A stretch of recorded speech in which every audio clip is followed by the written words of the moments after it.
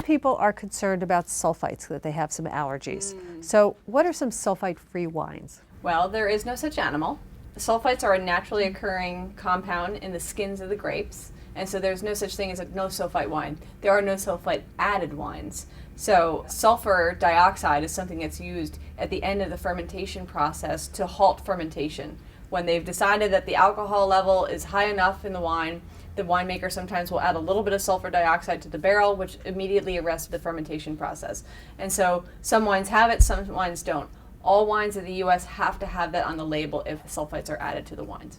Well, how about I'd heard that organic wines have far lower amounts? No, that is not true, because is sulfur organic?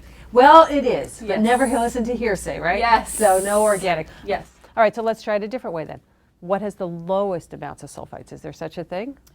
I would say I can tell you the ones that are highest in sulfites. You're going to find wines that are mass-produced from other countries for export or import to the United States. Wines that are mass-produced in Chile, you're talking the big jugs of wine, you're talking big jugs of Pinot Grigio from Italy and things like that that are designed for export.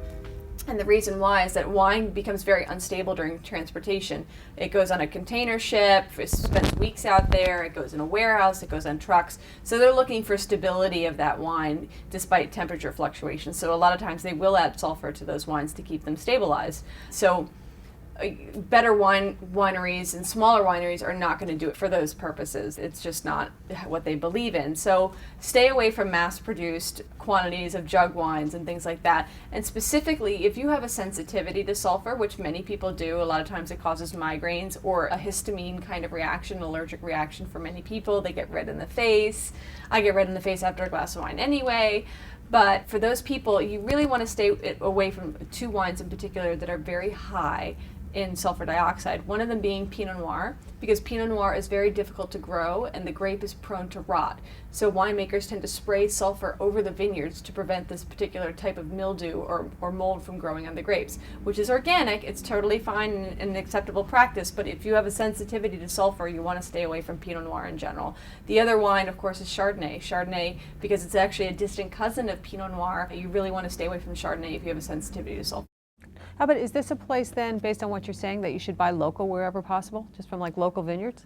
Local vineyards, I don't think that's a hard and fast rule to follow. It's certainly helpful. In the battle against sulfur, winemakers from vintage to vintage, sometimes they will choose to use sulfur in one vintage and not in another, depending upon how their fermentation process is going and what their grapes are looking like out in the vineyard. So you really have to ask the individual winery, does this wine have sulfur this year?